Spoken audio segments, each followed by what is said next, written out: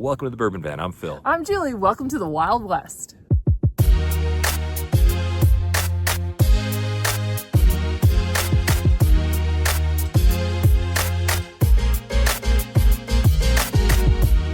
Well, a lot of things had to come together to result in this tasting here today. Number one, on the way out of New Orleans, we stopped into a Total Wine in Baton Rouge, Louisiana, and I found this bottle right here, Wyatt Earp American Single Malt Whiskey. It's produced in Oklahoma, and then it's bottled in Georgia, and we just happened to find it. I've had my eyes open for it for a while. You have been looking for it. You know, Breaking Bourbon said it was good, and I trust their judgment on a lot of things, so now we found this bottle. That was job number one. Job number two was finding a spot that's rugged enough to enjoy it.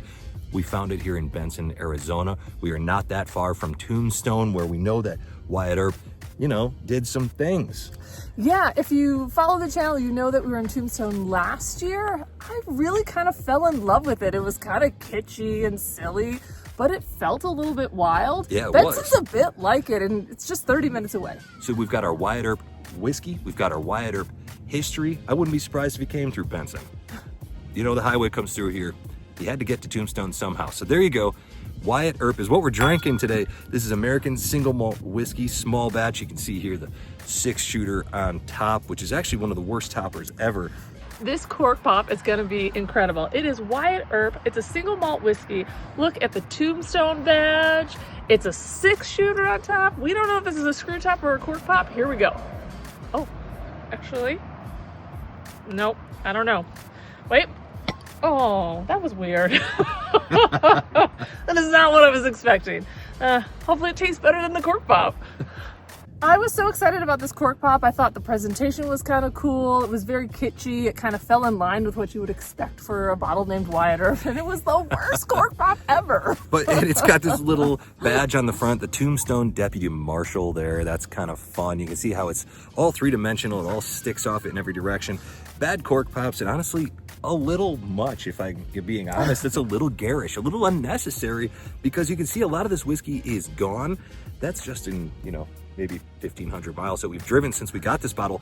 We have been enjoying it. We're gonna do a quick tasting for you now and let you know what you can expect if you find this bottle yourself. It kind of smells like blueberry pie. Remember those Hostess blueberry pies or whatever they were that your mom used to send with you, and they probably weren't very good, but as a kid you loved them. Yeah, I remember back in the 80s, you would go to school with a full pie in your lunch. That was an acceptable thing to eat with your lunch. You're absolutely right though, blueberry pie filling. And even the sugar that's on top of those little blueberry pies is here. That's the predominant flavor that I find on the nose. Maybe a little cinnamon, a little vanilla, sure, but that Hostess pie, that is the thing that I get more than anything else on the nose. Well, let's get on to the palate. Cheers. Cheers, everybody. It's a subtle single malt, in my opinion. I don't disagree with that at all. And what you got on the nose is what you're getting on the palate, right? Very fruity. That Hostess pie, it's back. Add in a little bit of tobacco, maybe a little bit of leather. So there are some expected flavors when you're thinking about Wyatt Earp. You got the boots and things like that. I don't know why that comes to mind, but we did just watch the movie a few days ago. Yeah, the movie being Tombstone, by the way. If you haven't seen Tombstone, go back and watch it. Your life is not complete until you've watched that movie. Agreed. The cinnamon here is something that builds just a touch, but not a lot. Sometimes you get a little cinnamon on a bottle and you think, oh boy, this is gonna get out of hand soon. You can drink this. We've had a couple of these in a row without the cinnamon becoming overpowering. It's just a nice backbone for all that sweetness, all that blueberry pie filling that you're getting. I think the leather really builds on this drink, and that's what makes it a bit more unique or different than your traditional single malts. Yeah, absolutely. There's, the leather, a lot of times you're expecting, okay, that's on a bourbon or something like that. It's showing up here on this whiskey. I think that this is, Breaking Bourbon said that this was one of their favorite bottles of the year. It got really high marks. They even said, don't get the cask strength version. So we didn't. We haven't even talked about it. This is 96 proof, aged in the vicinity of 4 years. And we bought this bottle for $77. It wasn't that much more to get the cask strength version that was closer to 120 proof. Breaking Bourbon said that one drinks a little hot and it hides some of the flavors. So this is what we went with. And I have to say, I don't find a ton of complexity here. I really don't find much complexity at all. What I find is balance. I find that nice pie filling flavor. If that's all you're getting, that's fine with me.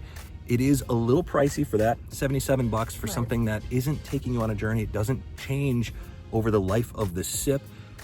okay, I get it. I mean, it is unusual. It's unlike anything else, but I have to wonder if they got rid of this silly topper, if they got rid of this badge on the front, does it need to be $77? Could it be a little bit more affordable? That's my only complaint, because I think this is a nice little sipper. It's a great entry point to American single malt whiskey. I was thinking the word crushable came to mind for me, and you don't normally talk about things being crushable when you're talking about single malts, and obviously we're big proponents of the single malt movement, but this is very much an entry, barely single malt in my opinion. Yeah, absolutely. These are flavors that a bourbon drinker or rye drinker will seriously enjoy. Yeah. And when I say rye drinker, I'm talking about barely rye, because this is not spicy at all.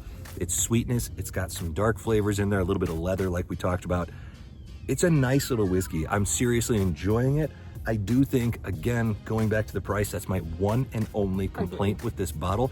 But I will say, having tasted this, I'm interested in that cask strength version. I would certainly give it a shot. And they also have another one out there, Doc Holliday. I don't know much about this brand.